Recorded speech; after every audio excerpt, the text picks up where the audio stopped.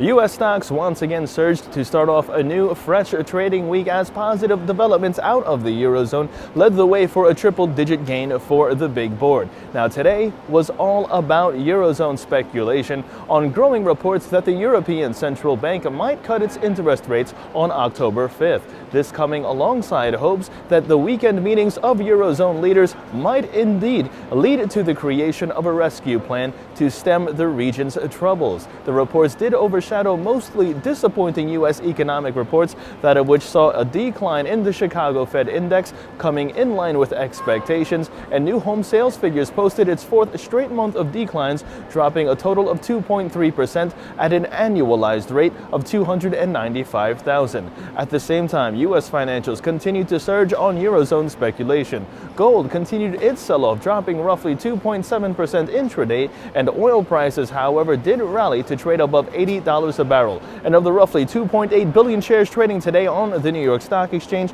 we have 53% of them in the red and 44% in the green. Now, taking a look to see how the Dow Jones has closed out the first trading session of the week, the Dow on the upside, 272.38 points to settle in at 11,043.86. And of the 30 Dow components, we had 23 of them in positive territory. Now, Apple first started off the trading, ended today's trading session in the red, dropping more than 1.8%. This after JP Morgan suggested that iPad manufacturing in Asia was slowing.